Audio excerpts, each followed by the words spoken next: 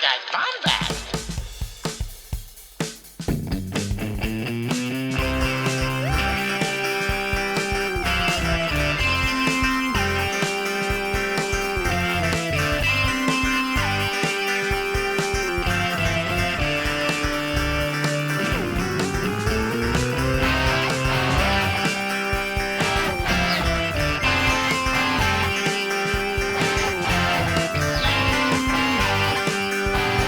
Welcome to the Bombadcast.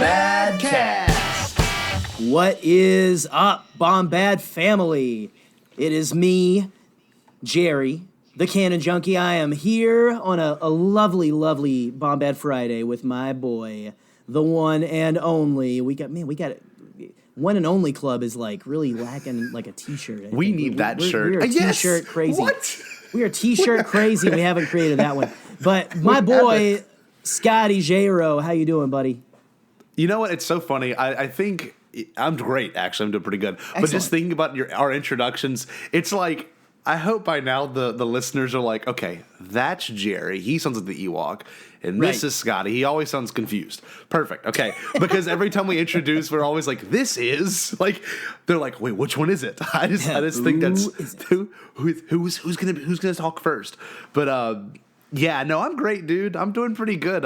These new shirts have been really amazing. I actually just got mine in. I don't know if you saw the pictures. I got my my Wonderful Weirdos design in too. Like, Me too. I think we are the sole customers of the Bombad store sometimes. Well, but it's fun to have your own merch, and you know what? Funny enough, like it just people have always.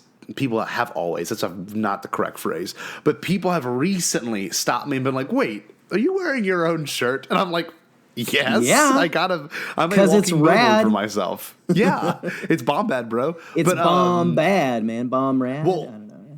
I love the Bombad Weirdos one, and like I was putting it on, like, what am I gonna wear this with? But it matches the blue of my members only jacket from our logo so Dude. perfect. I think that's I like know my it. big inspiration too on Bombad Blue. Like, Yeah. just kind of like it goes with our logos and all that kind of stuff and font and whatever. But like just that blue members only jacket, that teal. Yes. It's like a teal, Yes. sky blue.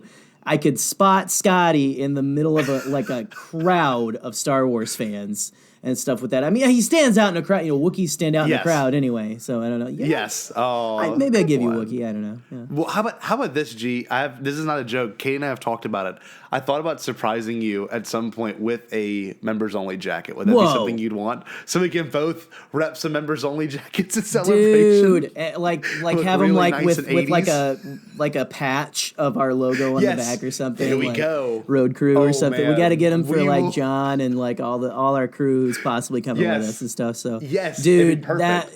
that's well. See, now you're saying it on the podcast, so it you can edit it Cemented. out, but you know. But no. Yeah. We got to see what The goes fans on, are going to man. expect it. Oh. Dude, you guys, seriously, celebration is going to be here before we know it. It's already like the snow is melting outside of my house right now. It's February, but that's probably just Yes. melting ice caps and all. So Global warming, Anyway. if you will. anyway, Speaking of global warming, we're about to encroach on some crazy territory here if we're not careful. well, so- no.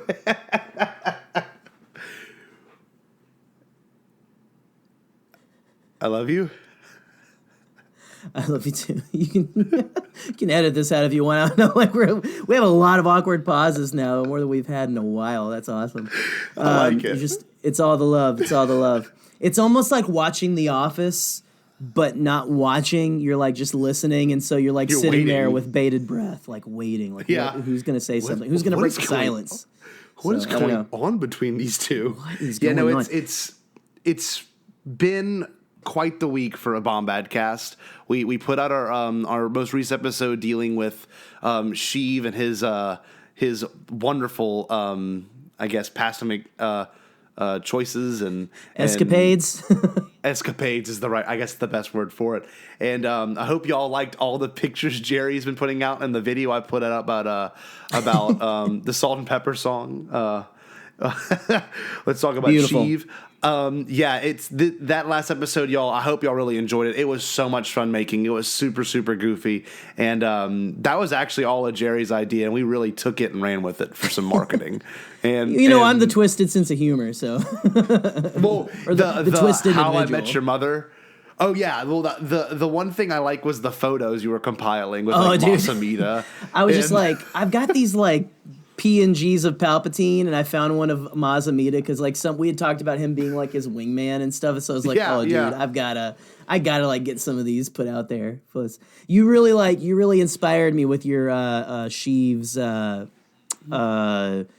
special room pictures. Yeah. that you posted. So Yes. Yeah. Well, yeah, and but Scotty, by the time you're listening to this, you guys will have already seen. I think our brand new. You guys know we've gone merch crazy this year. Oh, and we have more new shirts. We have we at least have a new shirt that has dropped in honor of our weird, crazy Palpatine sexisode episode. Am I supposed to say the word sex? Oh, well, I don't know. But we have a Palpatine. Not Palpatine. We have a Coruscant Air Taxi Confessions with Sheev shirt now available on the Bombadcast swag store on TeePublic.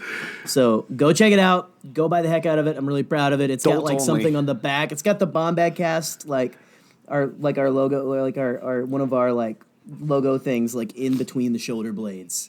So I'm very proud of learning how to put something on the back of a shirt. So that's pretty cool. Thank you very much. And we do plan on releasing some more stuff, possibly dealing with that episode. I have an idea for a shirt of it's going to be Sheev in his I guess his prom outfit, or I guess his Revenge of the Sith prom outfit. And it's got Rod Stewart's face because we brought up Rod Stewart and Sheev's fertility. So I gotta get a Prom Night Palpatine shirt because something because I just Prom Night Palpatine is something I never knew I needed in my life. But then here we are. Look at what you have made. So, yes. I just saw it this last weekend, so I should know the dialogue. Yeah, another time. That's awesome. I think I was going to try to challenge you to go one more time so we have the same exact amount of viewings, but I just don't think it's worth it. I don't know, dude. I kind of want to, but it's like, I can't use my AMC free card anymore because it's not like at my local AMC. I'd have to like drive to Grand Rapids. But that's okay.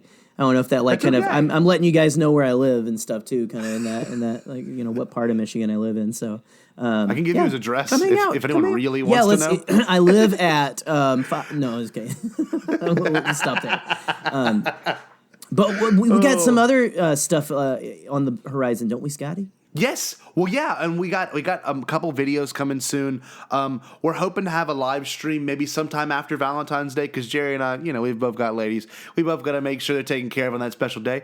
And we do plan on having a lot more content coming out. In particular, some more short form videos. I got some great things in the work with Eric. Jerry's got some new ideas for some more everyone really seemed to like the ASMR videos. So Jerry's about to crank the sensitivity up on the mic and really take it to town for the next one. Yeah, man. We got a little skit idea coming. So we've got some cool things in the works. Stay tuned for February stuff because we plan on trying to get maybe 2 to 3 videos out a month, just silly new content. So yeah, we got some cool stuff, and we actually have something else I want to bring up too. I don't know how aware of y'all are. This is actually the Bombad fact of the show, by the way, but there's those horrible wildfires. They're still happening in Australia. And recently, I don't remember the name of the company, but a company that makes enamel pins put out a pin that had been sponsored by Ahmad Best. And I don't know. I know I got mine. Jerry, did you end up getting one, or did they sell out? I did get one, and so it's gonna be a surprise to everybody when it comes because I didn't tell anyone I was getting it. So yes, perfect. It is. Let's see here. I'm trying to find the original tweet. Well, it was on an Etsy page, and as while Jerry gets it pulled up, it's crazy. Ahmad Best sponsored it. It's like signed by him on the back, kinda, and like. His, I guess they print it to the metal of the actual pin itself. And it's a really cool pin. It's literally Jar Jar it's that one picture of Ahmad Best where he has the visor of his eyes, and you see the bottom of his chin, and then the top half is Jar Jar.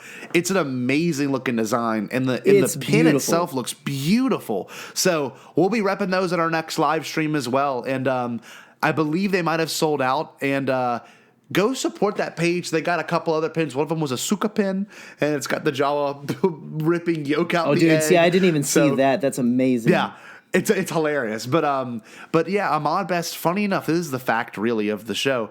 He ended up liking our tweets. Like I was like posting, I had to get this because we're a Jar Jar based podcast, and next time we stream, we're gonna make sure we're both wearing it.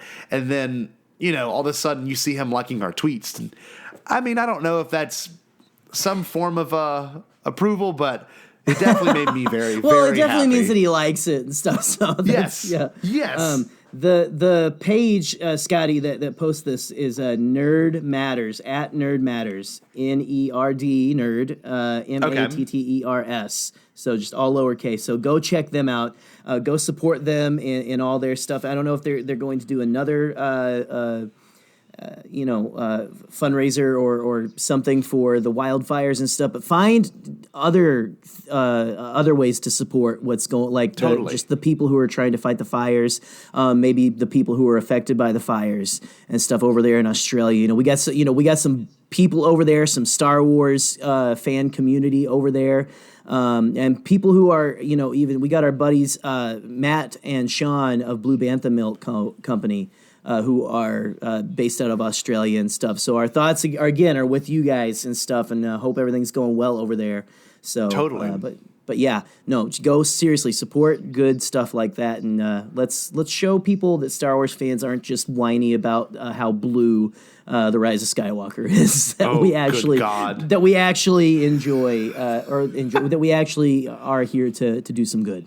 Support each other, and that was the beauty of that episode we kicked off the year with the positivity and being positive, and our friends in our fandom, and they were both actually featured. So yeah, just if you can find a way to donate and bring love to some charities, especially if it's in regard to Star Wars, something you both can mutually agree on and enjoy, do it. And that Ahmad Best pin was one that was like I had to get it. Like it went live, and I think they're like limited only, so I'm really excited to rep that at Celebration. I plan on wearing that the whole weekend. So, with that being said, you ready to get into the big topic, the big discussion? Let's do it, man. Let's get into it. Okay, so recently, all right, must have been within the last 3 or 4 weeks, so many things have came out about the Colin Trevorrow script and story of Duel of the Fates, okay? Now, with that being said, Jerry and I are both in the boat, that's not the right phrase. We're both in the camp of loving The Rise of Skywalker and really enjoying what we got and discussing the great things we got with that movie. We're in the boat, we're in the camp, it's a houseboat, we're living there, we're in the neighborhood, like we have set up camp, we love Star Wars. That's it. Yes. And we have a bunch of people and we have a bunch of people. We know a bunch of people can take this kind of discussion and make it seem like, wow, these guys really wanted this to happen rather than this happen. And that is not the case. We did not get this movie for a reason. And I think the main reason is that Colin Trevorrow could not write Carrie Fisher out of it and find a way to redo it in a sense that would make more sense without her being involved, which is a very difficult thing to do. Right. But what we're trying to clear up right now before we even jump into this discussion is we love what we got.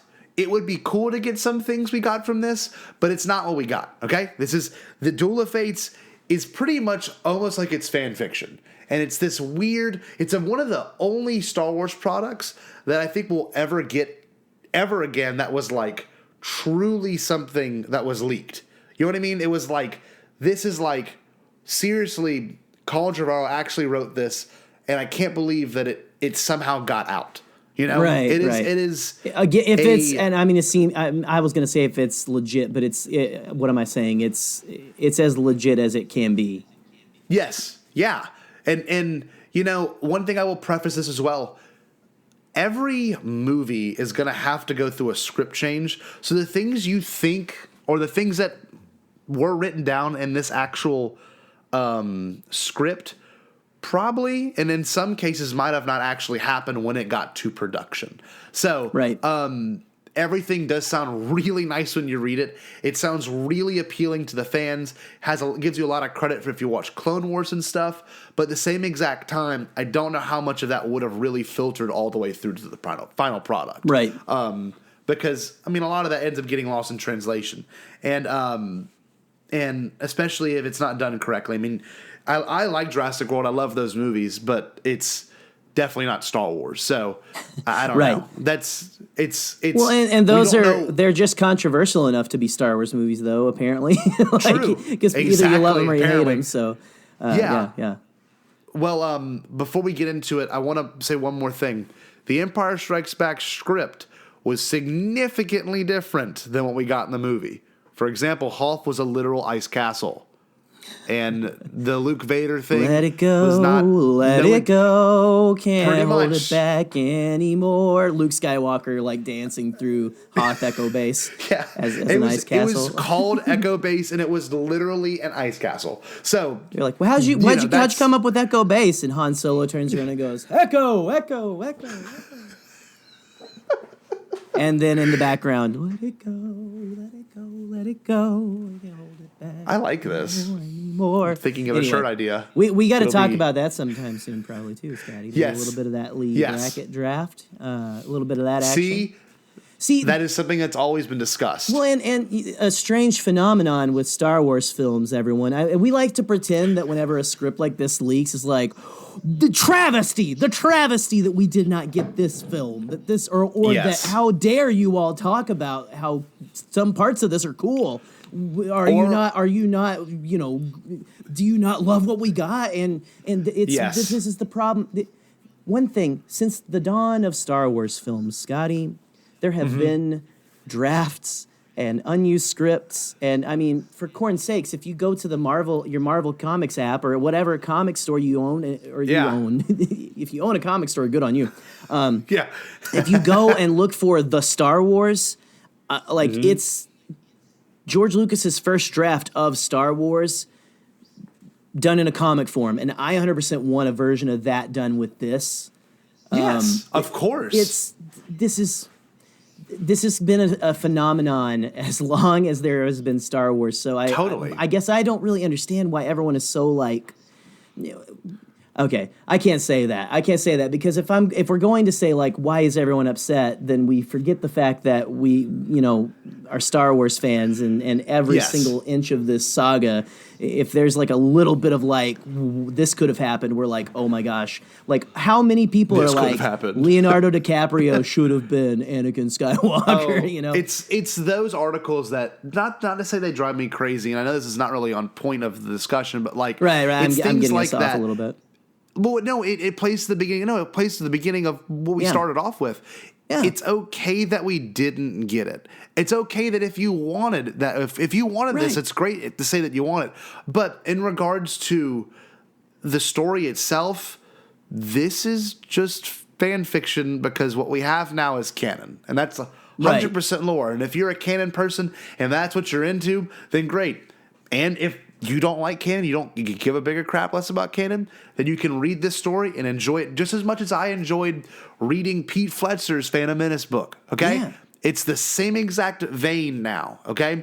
It's Star Wars. It's something I love. It's something I can enjoy. And especially like you said, Jerry, in regards to Lee Brackett's original script, I mean, for The Empire Strikes Back, it was... Right. It's something you can still find on the internet and still really enjoy. Right. It has nothing to do with why we should have got this. I hate this. This is annoying. Right. That mentality is unfortunate, but it's a lot of people in this community. So it's a weird way to address it, but it's the truth. Needs to be said. Yeah, well, and here's the thing, though.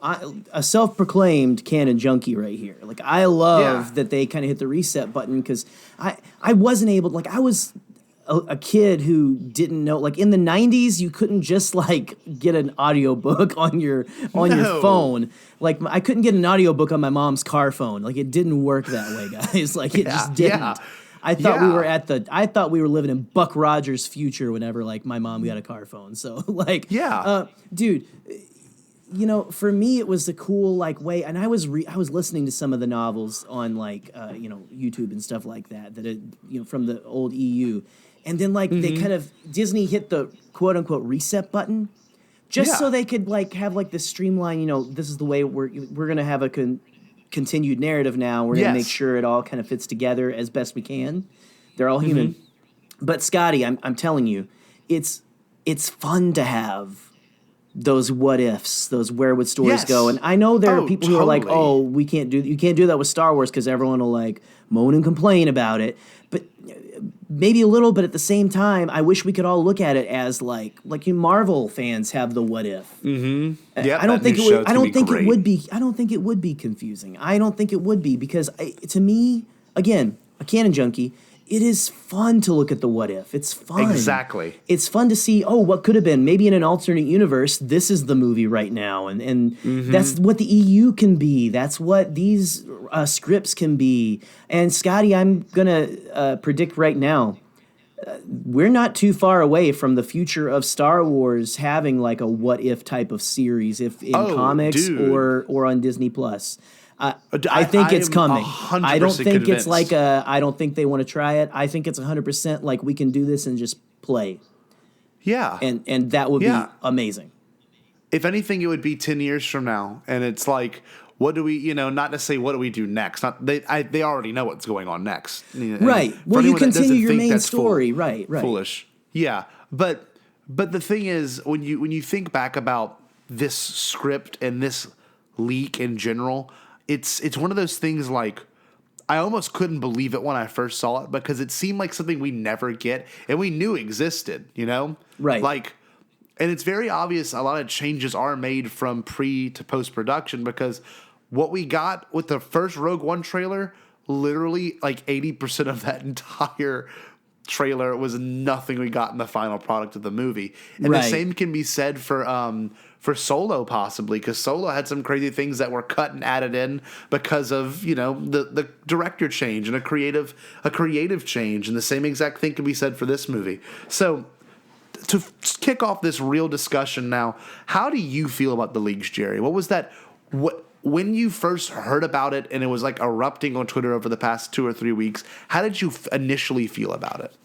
Before I got into any of it, I was like, again, like I just said, I think it's fun to know the what if, but just kind of the way it was getting talked about, I was like,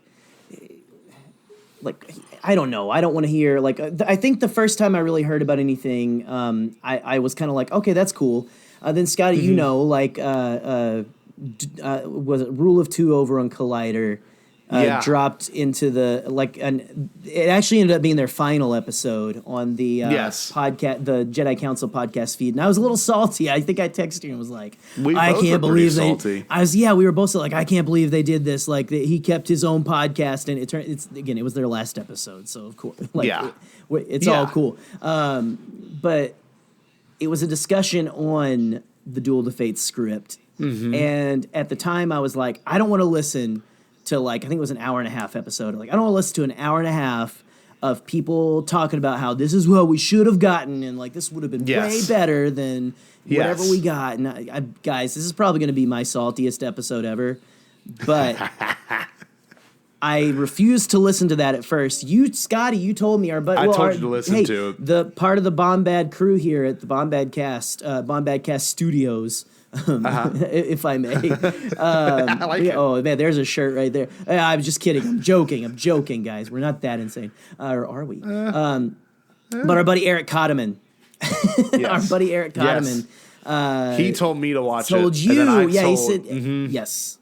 You told me. He said it was pretty cool. And I know how Eric feels about all this stuff. Eric's got a level head on his shoulders. He's a cool guy. Yes. He knows film. He knows all this stuff. And he said it was a fun conversation. So, Eric, if you're listening, I went and I listened because of your recommendation from Scotty and stuff. And so, it was good. It was dude, it was fun. It was fun. It was fun. And it was a good return because whenever I used to listen to Collider, okay, I'm not even going to get into it, actually. Scratch that. I'm not going to get into it.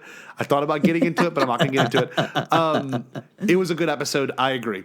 Right. It was. And I liked how they approached it. I kind of wanted to channel that same exact thing when talking about it here, because it's important to acknowledge it, but it's also important to acknowledge how it's not what we got, and that's okay.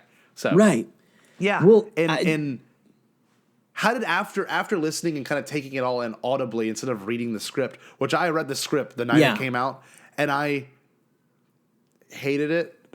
Like, I'm not trying to be negative, but like some people read scripts. I hate reading. Number one, I don't like reading. Never have. Same here, man. I'm an audiobook guy. I don't like it. I'm audiobook, but not even just that. Reading a script, it was a cool read, but I don't visualize scripts as I read them. And that might be something I just, that's why I don't connect with reading. But if I can listen to an audiobook, I can literally see it in my head. I can feel the emotion supposed to feel. But like having them kind of go through the main points and the plot points and the sequences for me really helped me enjoy the script more. And if this was a what if episode of something, I would honestly love to watch it over and over again, because it had some really cool moments. There were some great moments. And also shout out to Ken and Joseph over at Force Center, because I listened to their breakdown of it as well. I think they kind of went over a little bit of they had a little bit of the one that Duel of Fates went over, or Duel of Fates, Rule of Two went over. Yeah. And that's going to be hard. But they went with the draft that went in a couple different directions and stuff. So that was interesting. But yeah, they had a good breakdown too. So go check out theirs. And this isn't going to be a breakdown. This is going to be more of our feelings on it. And dude, there was like so much fun stuff in there. Like it was after I got done reading or listening to it. I remember like being so like surprised the whole time, like I can't believe I'm enjoying the heck out of this as much as I am. Yeah. Because like everything they brought up, I was like, oh, that would have been cool. And it's fan servicey, but it didn't seem more fan servicey than what we got in Rise of Skywalker to me, honestly. Pretty much. It just was a little more, to me, it felt like there was a little more of, we're going to try to tie the entire saga and stuff together. It felt like there was a little more of not that JJ didn't. I thought JJ did great with that, and I love all the stuff they tied into, especially reading through Pablo's visual dictionary. I get even more little tasty nuggets, which I think I sent you a couple today, Scotty. That were just cool stuff. Look at them yet. Some Acolytes of the Beyond action going on in there, and a mention of Bendu. But anyway, there was. I love this universe. I love all the stuff. Again, Canon Junkie. And I love to see it integrated more and more, which, again, Rise of Skywalker did. But I loved the things that Trevorrow pulled to put in this movie. Namely, do we want to get into the big one, or how do we want to play this, Scotty? Dude, no. I more than anything, if anyone hasn't read this script yet or listened to it, go check out there's been a ton of podcasters reporting on it. Just go look up one and go look at it. We're Resistance not going into the... Oh, yeah, they did do one with John Roca. We are not getting into the nitty-gritty of every sequence in this. Some things will be discussed. Other things will not be discussed. So if you're looking for what's happening in this script, you'll get a little bit of that here, but you will not get the play-by-play. But, Jerry, get into it. I mean, that's fine. The biggest thing, and the thing that I kind of thought was I would have loved, and I don't think it would have been over anyone's heads at all if they hadn't even watched the Clone Wars, was, and you guys know where I'm going with this, the inclusion of Mortis. That would have been crazy. Would have made that so much more, that arc in Clone Wars so much more relevant. I know people are like, it's such a obscure, Clone Wars arc. It was weird. It was all that, which you guys know, me and Scotty, we love weird Star Wars. I mean, that's just part of it. But the inclusion of Mortis, man, would have given that more impact. The fact that Anakin Skywalker went there, I don't know, and I can't even really remember everything that happened when they were on Mortis. I don't think obviously the father, son, and daughter were not alive anymore. They were not alive. But But just that they went there, and we had some concept art leaked of Rey looking at the temple, which was beautiful. And we'll post some of these images Friday. I mean, you've seen them by this time, but we'll post some to our Twitter page. Well, I want to get into one thing too, and you brought it up very nicely. The fact that they had this concept art leak as well is probably the companion to the script. What made me enjoy the script way more after, seeing the concept art. So it's really weird. It's like the concept art is official. Literally, it has Alsman's name on it. The guy that does Alsman? I don't remember his exact name. But he does all of the concept art. And it's like crazy to see it done and like fully visualize what they wanted to do with it. And like there's a couple of things from the concept art that like may kind of hit it more for home for me. And yeah, that most recent leak that came out Saturday was one of those I was like, wow, that is visually it's really cool. But I don't know what it does for the overall theme for just the sequel trilogy itself. Right. Like I, of course, the big debate, I wish Rey was a nobody still. They retconned TLJ, all that nonsense. They don't really address it in this script, but I can agree to you and go to your point. It would have been cool to see more of a throwback of things we're kind of familiar with, Coruscant, Mortis.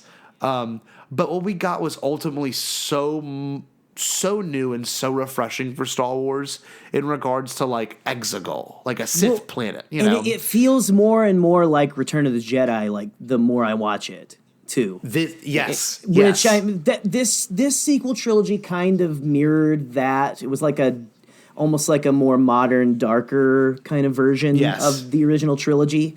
Which you can. I understand the criticisms for that, but I don't know. I really dug that, but it was really cool. That in fact, I don't know if you want to talk about some of the things that we really love. You want to compare and contrast right now, Scott, or whatever. Yeah, but like we can. One of the things that I did love was the inclusion of some of those like planets we know, especially Coruscant, because that would have. Yeah. That felt like a very real like answer to here's what's going on with the government of the sequel trilogy era, which I think they could have used. Guys, I know we 100% like talk about how we love these films, but we're not blindly loving stuff here. We have criticisms on stuff. Of course. I hate that we even have to say that, but it is what it is, and like it would have been cool to see, I think, Coruscant or be like spend a little time. And I kind of liked the idea of was it or not Supreme Chancellor, was it, or just Chancellor Hux, like and how that dynamic works, because wasn't Kylo was still Supreme Leader Kylo Ren, right? So he was like over. So it was like he almost gave him the chancellorship of like. Yes. To shut him up or something, but I don't know. There were some cool things they did with Hux there. I don't know. It was interesting. At least I didn't hate it. No, and like you said, the inclusion of a prequel planet like Coruscant would have really showed the state of the galaxy, and we got it. I mean, obviously, the final order was supposed to just take over everything, and that was the goal. But like, we would have gotten, I guess, an epic battle, quote unquote, between the people versus the First Order stormtroopers, which I don't know. I don't know if it would have been near as epic as what we got with them arriving on the ships at Exegol with all the like the visuals. I don't know. That's the thing. You can spend forever just like analyzing what we got versus what we didn't get, and what you like, what you didn't like. But like, there's no point in doing that because you're gonna drive yourself crazy. Yeah. And well, you can even take the thing about the people fight. If you took like the way it was talked about in the Duel of Fates script and kind of applied that to what we got in Rise of Skywalker and like had a little bit more of like seeing the actual people. I mean, we got it, but like, there's some things in there where I was like, some of my issues with Rise of Skywalker, which aren't many. It was just kind of like the pacing and stuff. Like, and I want a little bit more of like, and we're gonna get it in the novel, I'm sure. But like, where did that fleet come from? The people. I love it showing up, but I wanted more of it, which is that we want more of everything in Star Wars, right? But anyway, Scotty, what were you gonna say though, buddy? Well, in regards to just like this, I don't know, the moments and things that we like. There's a lot of things that I thought would have been cool. Like you said, the Mortis stuff. The stuff that was utilized is actually very cool, too. Yeah. Like the life force draining and like Tor Valum. That kind of idea would have been really interesting. And they obviously left it up in the open that if Tor Valum could have been anything, it could have been Plagueis. Now, right. I wish it would have just kind of straight out and said it is Plagueis. That would have been amazing. Right. So, like, that's one thing I always said when we're doing the Bombad build-up was, like, I really hope they reveal that the entire time Plagueis has been, either in the shadows or Palpatine was influenced by Plagueis or Plagueis was least mentioned. So I think what Trevorrow did was he did a very good job at taking a lot of things that fans might have been saying, or mentioning over the years or important scenes and giving them a lot more credence. But no Palpatine in this one. That was one thing I thought was particularly interesting. I think he's only mentioned once in the script. So wasn't there like one of those what do you call those? The courier like droids or something? That was it. Yes. Real canon junkie here, knowing what those things are called. So, yeah. Sentinel, a Sentinel droid. Yeah, and that is one thing that would have been interesting to see, just like a hologram of Palps. But I don't know. I'm ultimately way more satisfied with what we got. And back to the comparing and contrasting. Yeah, there's a lot to be said, in particular about Trevorrow and the new plants he would have introduced, and maybe the new sequences we would have got. Obviously we would have got more of Rose, which I would have been very, very thankful for. Honestly, that's one thing I can say I wish we could have had a little bit more of, and we might in deleted scenes, but I really wish we would have got more of Rose because I love that character in TLJ. That was and see that's something that I really was surprised by was how much from TLJ this took. Not that Rise of Skywalker, again, we don't believe, neither one of us believe that Rise of Skywalker negated or tried to forget or give the middle finger to Last Jedi. You wouldn't have the coolest part of Rey handing off the lightsaber to Kylo through the Force, through their Force connection, if not for the Last Jedi. But the things that they pulled from Last Jedi that he pulled to put in there, like a bigger role for Rose, which I think should have happened 100% in Rise of Skywalker. Yes. Again, we love the film, but that's one of the most glaring criticisms in my book. It's just it really story-wise, and I don't think it was like them. I don't think it was JJ going, I don't like this character, so I'm gonna cut her out. No, he thanked Rian Johnson for hiring her.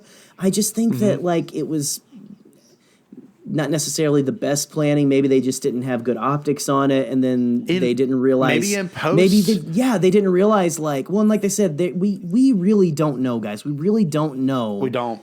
Not yet. What goes on behind the scenes, and they said there were some like things where like some things with the visual effects went wrong they couldn't fix or whatever. Yeah, seems really excusey, but at the same time, we're not making films. Most of us. No. And so we don't know what it's like. But I don't know. I would have liked more of a bigger thing for Rose. But I also really, Scotty, and I want to know what you think about this. I really predicted that Luke was going to be haunting Kylo. Yes, after you did that. Say that. And this is the way they did it here was the way I thought it was going to go, because it's not like you when you first say Luke Skywalker Force Ghost haunting Kylo, it sounds really dumb and sounds like the ghost and like Mr. Chicken and stuff. But the way they did it here, like with Kylo like showing up at that Sith temple or something, or wherever he shows up at the beginning looking for like that artifact or well or something, and like Luke comes in and it's just Kylo can see him and he goes, like basically all that's at the empty, just like the end of your path if you keep going this way. Like he's like trying to protect him and bring him on. But just the fact of Luke being there, just the way he ended the conversation with Kylo. I love the scene in Last Jedi. You do too. But it's like one of my favorite scenes in Star Wars where Luke is saying, see you around, kid. Like he's saying all the things like, I won't be the last Jedi. And, and at the time, it's like, at the time I wasn't as much of a Bendemptionist / Reylo person back then. I kind of came to that before Rise of Skywalker. Yeah. But, back then I was like, tell him, Luke, like get him. and like stick it to him. I thought he was doing that, but it really plays well where it's almost like, no, I really care about you. I'm coming back from beyond to try to pull you to take back, care of you, to tell you that this is the wrong way, that this is not the way your grandfather would have wanted you to go. And I loved that. So, but yeah, what do you think about all that though? Well, I would have really enjoyed seeing Force Ghost Luke, and there's that one image in particular where he catches the blade, and Kylo goes to chop him, and Luke, that's another one of my favorite parts. I'm stronger than you'll ever imagine kind of feel, I will be more powerful than you could ever imagine. That would have been a really awesome answer to that. Like, what does that mean? What does death mean to be stronger than you could ever imagine, And there's one thing that I will say too, especially in regards to that moment, would have been cool to get that, but ultimately, I think where The Rise of Skywalker does maybe not even just that a little bit better, but the Rise of Skywalker, for me, like, especially in regards to how they handled Luke in The Rise of Skywalker, was way more of a Yoda role, which was awesome, and trust me, that would have been great, but yeah. The Rise of Skywalker handled the Kylo Ren and Rey dyad friendship, relationship, I guess, the feud of them so well, because it let it develop, because everyone, it's 100% the case they are the dual protagonists of this whole sequel trilogy. You almost spend as much time as you do with Rey as you do with Kylo. So that's one thing I really enjoy, and The Rise of Skywalker really answered that. And we ultimately get to see a really good redemption story. But for this Duel of Fates, he would have just been a black and white kind of villain, and I don't know if I would have liked that too much. Yeah, man. Yeah, no. That's one of the things that I really didn't care for, was how they really, and again, this is like me, this is what I would have envisioned coming out like of opening night of Last Jedi. Exactly. And this is what I was thinking, because we had no idea Palpatine was even going to come back into this. So this is 100% what I would have done. Even with the again, I don't know if I would have been okay with the half-hearted redemption. It seems like a half-hearted redemption at the end, where it's like right as he dies. Yes, he's like, ugh. Yeah, it was like a real cop-out, mainly on the character's part. And it would have felt like Rey Solara, whatever her name was.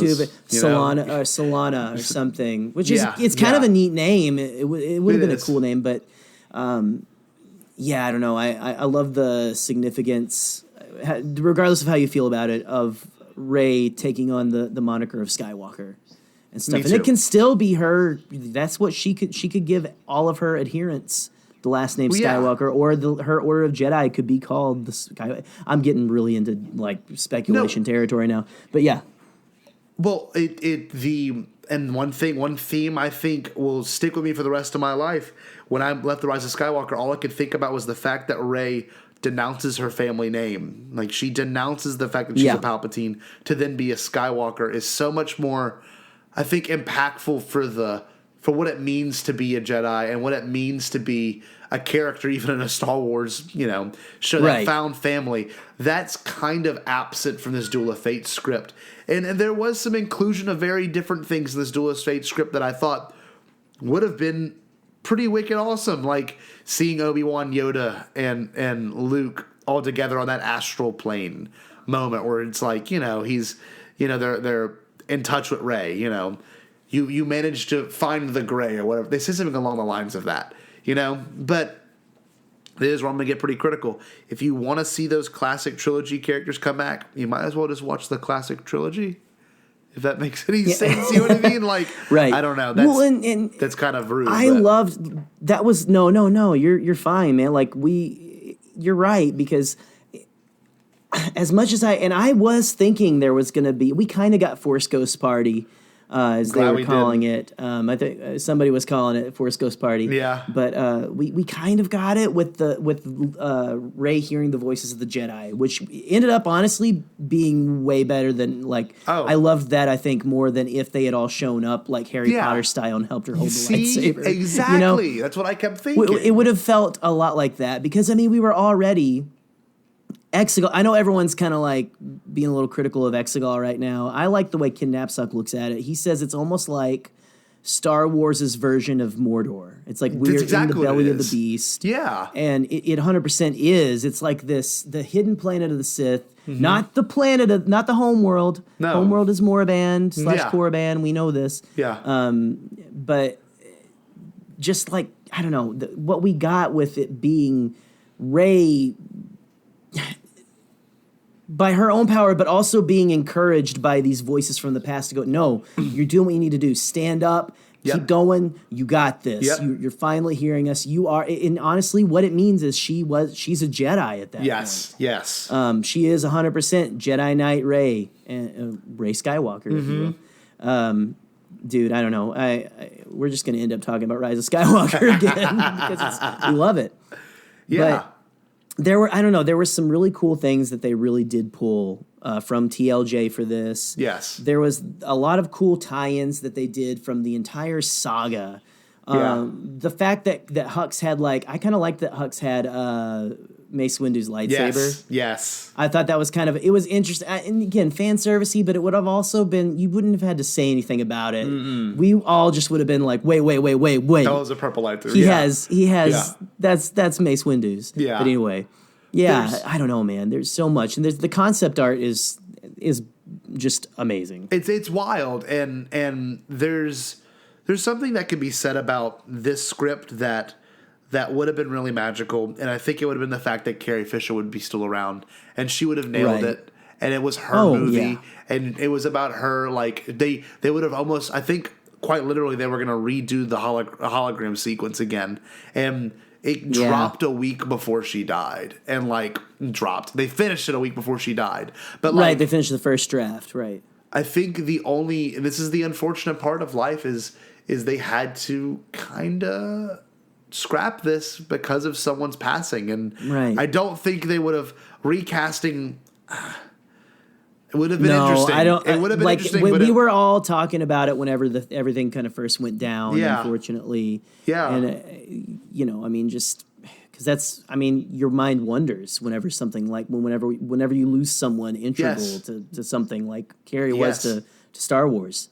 But I don't, Scott. Do you think that if Carrie were still with us today, would we have gotten Duel of the Fates instead of Rise of Skywalker? Yeah, I really do. I'm kind of there too. I kind of think that this is what we would have gotten. But I'm glad for other reasons that I'm glad that we got. No, what we're got, not. Gosh, we miss Carrie. All of us miss Carrie every day. Yes, but the fact that they were able to do something with her, which I mean, say what you will, they did what they could with what they had, and they tried to do something that honored Carrie's legacy, and I feel like they did. Oh, 100%. Especially with her passing. And I think they did something very beautiful with it. And again, your mileage may vary on that, but I don't know. It's tragic the way things went down, but I think we got the best product we could have gotten with that. I don't think recasting would have been. I don't think that would have sat well. I think that would have sat worse with people. Oh, 100%. If it's because it would have been I know people were saying who were they saying should replace Sigourney Carrie Weaver, right at the beginning? No? Well, no, not Sigourney Weaver. There was someone else that Academy Award winning actress Meryl Streep. Mm-hmm. People were saying, to me, I would have been sitting there going that's Meryl Streep. That's not Princess Leia. Exactly. And for a series that prides themselves on having the original actors come back and play a role, besides Alec. Right. Alec Guinness is the only exception because they chose someone younger. Okay. So right. Han Solo too, even. Yeah, Han Solo's on that. Well, I still can't believe they pulled it off. Let's be honest. Like that's like it's still shocking. Like when I look at Solo and I see the poster for it, I have a poster right behind me. When I look at it, I'm like, my God, they did it. So that's Han Solo. But they went younger. That's the difference. Is they went younger with it, and like I think going older would have been really weird. You know, like if Carrie had died in the 80s and they would have done Meryl Streep in 2015, that actually wouldn't have been as bad. But since you started it with Carrie Fisher, it's almost like you had to wrap it up with Carrie Fisher. You need to, for the sake of Carrie, and her family, and the legacy that I mean, my goodness, Carrie's legacy is just as big as Mark and Harrison's. You know, on that, I'd say even probably the biggest now. Like she's just. Carrie was 100%. Just someone. She was someone special, and it's just I'm gonna start getting sad again. And you know, you've got that wonderful. Princess Leia poster behind you from was it 2016, 2017? 2017 Celebration Orlando, and that is just a beautiful print. Gosh, you know, again, this is turning into like a We Miss Carrie Fisher thing, but that's okay because but that's part of it. Carrie's the best, man. That's why this did 100%. That's why this exists. There's no way it would. That's the one thing I will say. This script would have happened if she was alive, and since she is not alive, it did not happen, and that's something that Star Wars fans might be bitter about, and they might have to deal with for the rest of their life. And I don't know. I've frankly, like I said at the beginning of this discussion, would have loved to have seen this script. It would have been pretty cool. Now, what I got, I think I actually would have really enjoyed more, but it's how it's executed. It's how it would have been executed. Like I said, 100%, pre-production and post-production were totally different things. We don't even know if this is a rewritten script. This could literally be the very first draft. And like it's been proven time and time again, that first draft ain't never the draft you're going to get at the end of the movie. And it seemed... Honestly, when I read it, this draft seemed like the movie would have been 5 hours. Like, there's so many crazy things that are happening. Like, it went all over the place. Oh, it's wild. And like the opening sequence, we're getting into like we don't really like we can't really get into like every little bit, but like the opening sequence of them stealing the Star Destroyer from the Kuwait shipyards, was amazing. Yes, like, but that would have. I feel like that would have taken like 40 minutes. I don't know. It was going to be like a Jabba the Hutt sail bar, like Jabba the Hutt rescuing Han Solo style sequence, which that's a 45-minute really sequence. Return of the Jedi. Yeah. But still, it was like there was so much in this movie. There was so much. It would have. It's like you could have done 2 movies to end this again, but I'm glad they kept it to the trilogy because I don't know. I dig that now we have the trilogy of trilogies, and they did it. And so, but I have to, Scotty, and I know we're kind of like maybe wrapping it up a little bit here, but I have to say, I am not, and maybe I have to say sorry to our good buddy Scott Gibson because I know Gibby is really kind of a proponent for this. I'm not a big fan of double-bladed lightsaber Rey. Yeah, I'm just I think that feels too like gimmicky for like I know they exist in the world and stuff. Of course. Like I love it with Darth Maul and I love it with Pankra. I love that they exist and Jedi can have them. Yes, but just I love the hero of the story having more of a. It seems more like a secondary character thing to have like the double bladed and like the hero having the Excalibur, like the one blade because I don't know. Anyway, I'm not a fan of Rey with the double bladed lightsaber. Although I thought it was cool that she integrated the Skywalker saber. Yes. With her staff. That was cool. But I kind of want to go back to the Rey thing, too. I don't think this story would have done much for her character, only because at no point does it show her conflict as a person. It just shows that you know, she's a good, compassionate person, but it would have made her Return of the Jedi Luke, which is like a reborn Luke, and that was cool for that movie because that character needed it.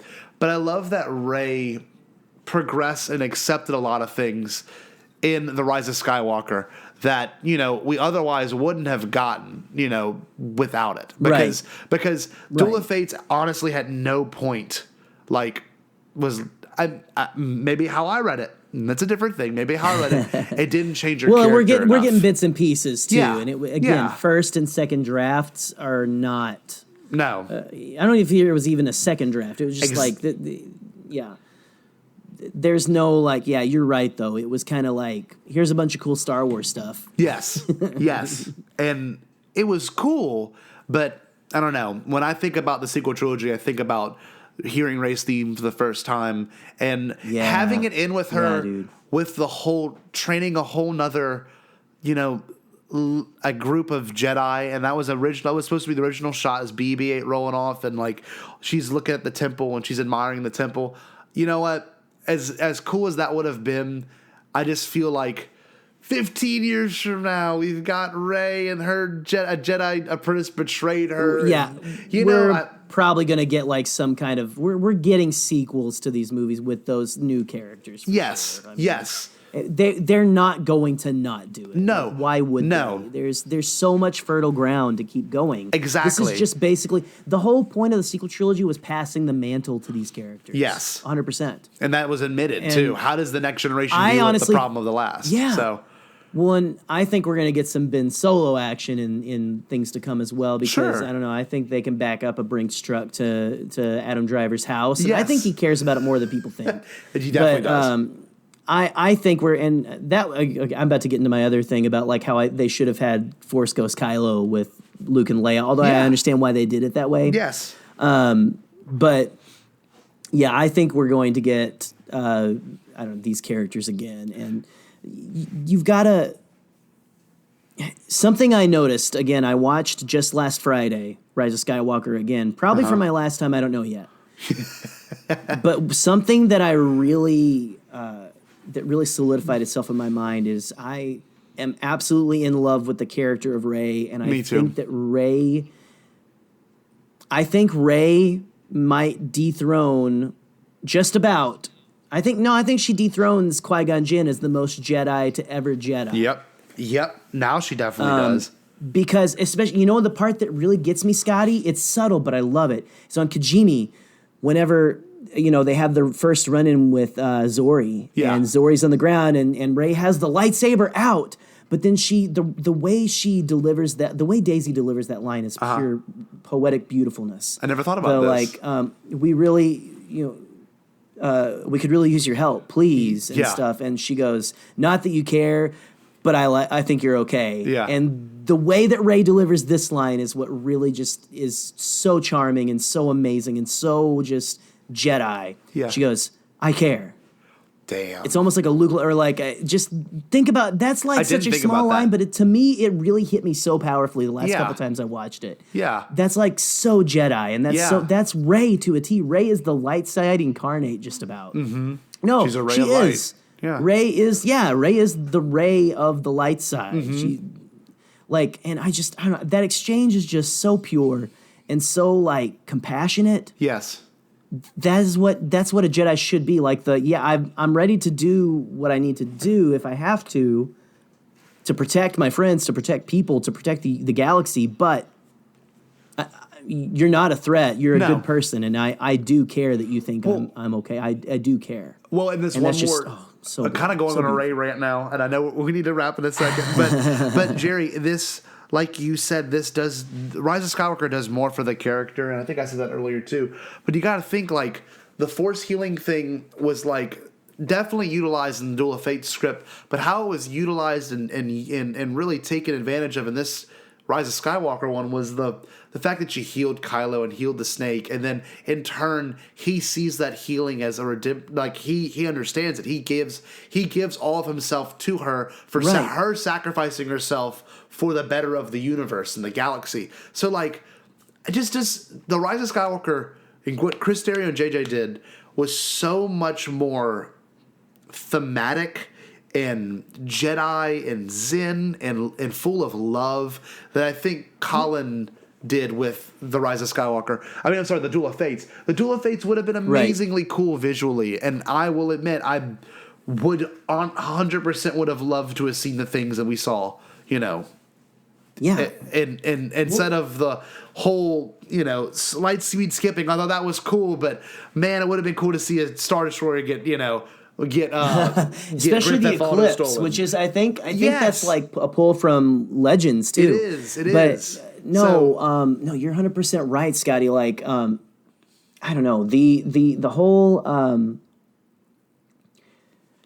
Rise of Skywalker, like Duel of the Fates, it's a very physical, very like, here's a bunch of Star Wars stuff. It's a spiritual and physical movie, but Yeah. the Rise of Skywalker, the way it ends, and I feel like the reason why some people have maybe some issues with it is it's less of like a physical victory, especially for Kylo, and it's more of a spiritual victory. Yep. And if you're not into like, and I'm not trying to like be all like, religious or anything. I'm just saying if you have like if you think about like any religion, Buddhism, whatever, like the goal is like spiritual purity. It's all that like most of these things. It's like if I achieve spiritual purity, I'm going to be able to be a light in this world. And the greatest gift you can give to someone is to give your life for a friend, for someone you love. And I'll say it, man, Kylo and Rey were more than friends. I know JJ has that weird thing about them being brother-sister, like feeling like brother and sister. But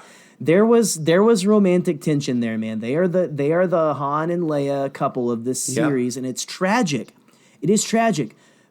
But it's a bittersweet ending. And I don't know why I'm monologuing on this, but I just feel the need to say, like, no, I like it. Kylo's death is not really a death. It's the victory. He's become more powerful than we could possibly imagine. Yes. And he may not get to go on in a physical, like, here I am, we're gonna like look at paint swatches together, Rey. Like plan our next Coruscant apartment. Yeah. But they have like a spiritual connection, and that Rey and Kylo are going to have a spiritual connection. I don't believe for a second that Kylo is not the same, like in the same plane as like Luke and Leia. Yep.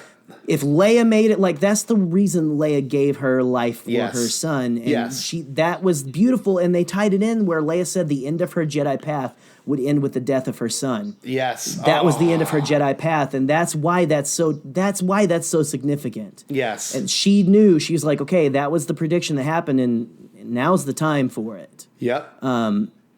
And I think I'm believing, Scott. I'm starting to believe that she did kind of force project or use. She died because she was able to like get Han there to talk to him. I think it was from his like memory, I think too. But I think there was a little bit of Leia's force in there, force magic, because she's holding on to Han's medal as she dies. And it really struck me the other night as I watched it like that.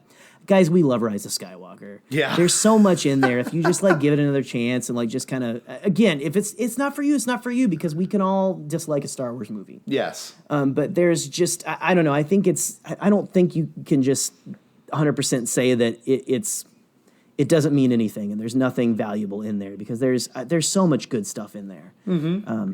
But anyway, soapbox. Put away. Like I'm gonna slide it back underneath my washing machine here. It's collapsible, so it's a shame they put me in the basement again this week. But yeah, no, it's okay. I know it's only a week, and they feed him popcorn. It's better than a closet, though. Better than the Academy Award-winning Adam Driver. So yes. One thing I will say too before we kind of close this episode out and this whole discussion, Jerry, what you said was beautiful, because the idea of where Rey, started and began and ended is such a good journey for anyone to even connect with. And I think Duel of Fates wouldn't have given her the arc she deserved. And you can still 100%. Like the Duel of Fates script.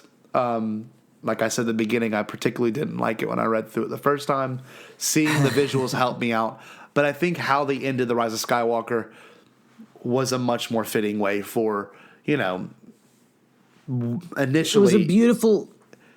The whole sequel trilogy and the whole saga now to kind of come back to the place where it all started and lay to rest these two objects of such important interest. And it's also kind of cool to think that there's just two Jedi's out, two lightsabers out there that could be passed down millions of years from now. And I think that's something that's really badass. It's so cool. Yeah. And I'm sorry, Rey is not 100% not staying there. I mean, I love you guys. I love you all. But where are you? I mean, I don't care that the track is named A New Home. Yeah, I was just thinking it's for the lightsabers. It's a new home for the lightsabers, it's all man. it is. Alderaan is destroyed. Naboo was Palpatine's home planet. Like, what do you want? It's because it's Star Wars, and that's like it's important to fanboy. I don't know. I'm okay. Oof, salty episode, salty for me a little bit. I enjoyed it. Again, you're right, dude. Like, I enjoyed talking about this with you. Like, I really needed to talk about this after I listened to that episode because I had like a crisis of faith and conscience. You know, I was like, do I like this more than Rise of Skywalker? But then I went again. I went and watched it. I've watched it twice. I've watched Rise of Skywalker twice since I've listened and read about this. And you guys heard me monologue, man. I love what we got. And again, it's great to be alive in this wonderful like Star Wars world that we now have a complete saga. Yep. And hopefully we'll get more information on this as it comes out. And you know, maybe we might have to revisit this in a year from now. Maybe there'll be some sort of material that does release to where it's like they give them the rights to be able to even make it. I don't know. You never know.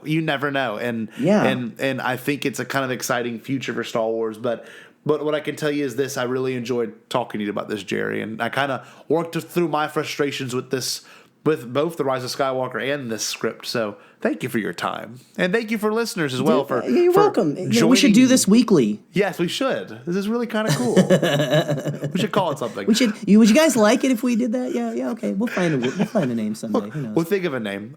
Scotty Jerry Star Wars podcast. Yeah, maybe. I like it. But guys, thank you so much for joining us in this episode. We try to keep it just under an hour this time around, and you know we went a little bit over. But keep up with us on our Facebook groups. Make sure you are following us on the Twitter. We recently have an Instagram page. We have an Instagram page. I know you guys have been enjoying probably my videos of me dancing around my kitchen to Fall Out Boy and Weezer. That was awesome. So just, I don't know what happens in this crazy brain of mine, but sometimes things just happen. But anyway, it's going to be more, there's going to be content on there for we're going to promote a bunch of our stuff on there and support other people, things like that. And maybe I'm going to try to talk Scott. You guys tweet at Scott and let him know if you think he should do like a dancing around video. Oh, here we go. Stuff to some song. Come on, guys. Let's challenge Scotty, okay? I'll do it. Let's hashtag Scotty Kitchen Dance, okay? Perfect. Let's see if we can make it happen. I don't know. But no, seriously, this is just so much fun coming here and talking about all this stuff. Let us know what you guys think. Totally. About all this stuff. Like, tweet at us. Tweet at the Bombadcast and let us know.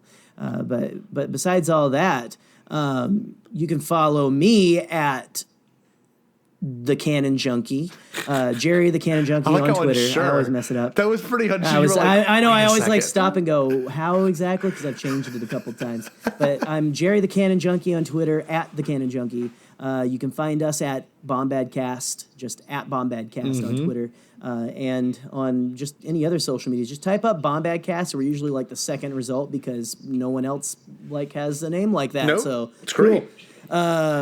But yeah, and then go again, check out our awesome new swag. We just dropped that Palpatine. I keep wanting to call it Palpatine. The Coruscant Air Taxi Confessions with Sheev. Yes. So go check that out. If you guys are enjoying what we're putting out there with that merch and stuff, give us some. Hey, if you got suggestions of something you'd like to see, let us know, man. 100%.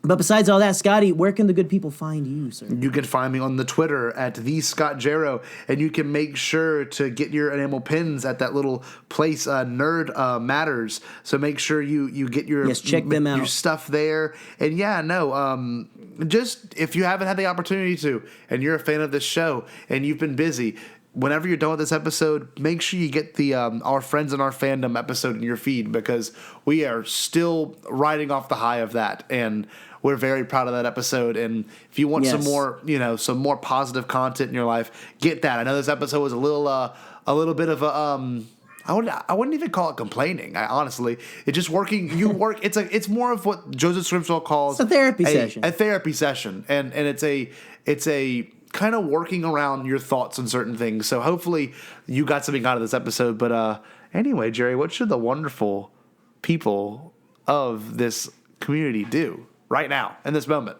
this very moment. Well, right now, at this very moment, the good people out there should go and check out our merch store, follow all our social medias and all the other good stuff. And you should also, as always, stay Bombad. Duh. I love the duh. Bombad. Duh.